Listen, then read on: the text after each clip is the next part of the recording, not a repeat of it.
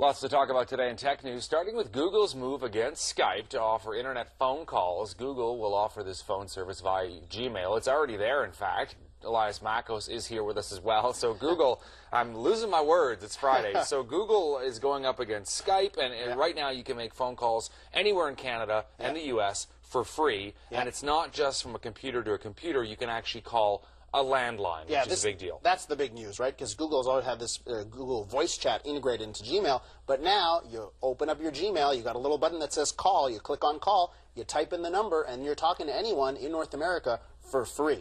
Whether they have a home phone or a cell phone or Gmail as well. Yeah, that's right. And I mean, that's the big thing, because up until now, that's been Skype's bread and butter, really cheap phone calls. You call from your computer to someone's phone, you can talk to them forever, it's like 2 cents a minute. And now, Gmail's offering this, Google is offering this through Gmail for free. So, big news. I got Skype this week and a video camera, and I've been trying it out. It works pretty well, actually. It's kind of interesting to talk to someone via video, but the issue is there's still the quality, though. And I was talking to our director who's used this yesterday, the Gmails, and there's an echo. There's sometimes a looping of the voice. Well, I mean, I've been using it, too, and again, this is just voice, because you're calling a phone number, so that's the new thing here. And, my tests were great. I mean, it worked really well. So there are certain things on certain computers where you can cancel out echo and that kind of thing.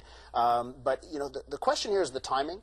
Skype announced an IPO, an initial public offering, earlier this month. So it's really funny timing that Google's going to announce this now. Because Skype has a $3 plan for North America, unlimited phone calls in a month, every month. $14 for unlimited phone calls to 40 countries in the world.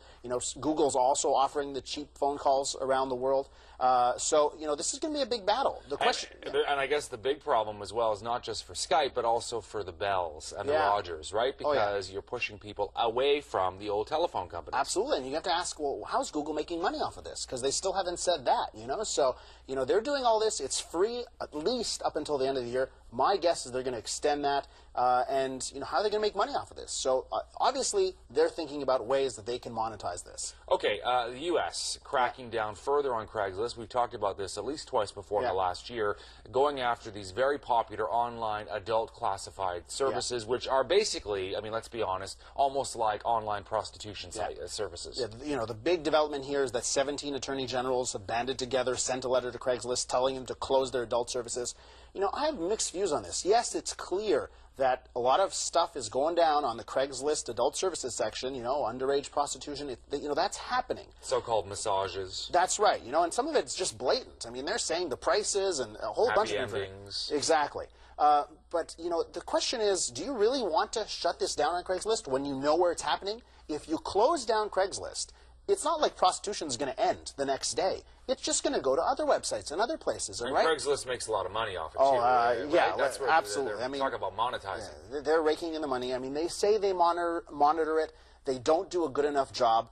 But at the end of the day, police and law enforcement can use Craigslist just like anyone else can. They can go to the site and crack down on it if they want. So, a lot of people would say, hey, you know what's happening, you know where it is. That's a great tool for law enforcement to use to actually arrest these people. So, if you get rid of this Craigslist adult services section, Craigslist can make a lot less money, but it's just going to go somewhere else. Finally, Germany trying to limit how much companies can use social networking sites to look at potential employees. Germany saying that's not fair, that's a breach of privacy, you can't do that. My question is, how do you police that? How do you stop a company from looking at my Facebook site? I mean, it just seems like a law that's just, well, how do you disclose it? How do you, there's so many ways around it, right? And, in this law, it already says that, well, you can use job networking sites, you can use LinkedIn, you can do this. So what is that line between Facebook and LinkedIn? Do you think that's fair for a company to sort of monitor your Facebook to see pictures of you guys talked about it? You guys talked about it this week in a talkback question. Yes, we did. I mean, the real question here is,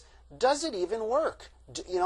When you look at Facebook profiles, does that mean you're going to get better employees? And there's absolutely no evidence of that, right? So, I think there's that line. Everyone's scared of privacy issues, and Facebook obviously is the big name when it comes to internet and privacy. So I think what Germany here wants to try and find a balance in that playing field. But at the end of the day, how do you even police that? Good point. Thanks very much. You're welcome. Have a great weekend. We'll be right back. Visit ctvmontreal.ca for the latest news. Plus, join the discussion and get instant updates through Facebook and Twitter. Stay informed and stay in touch.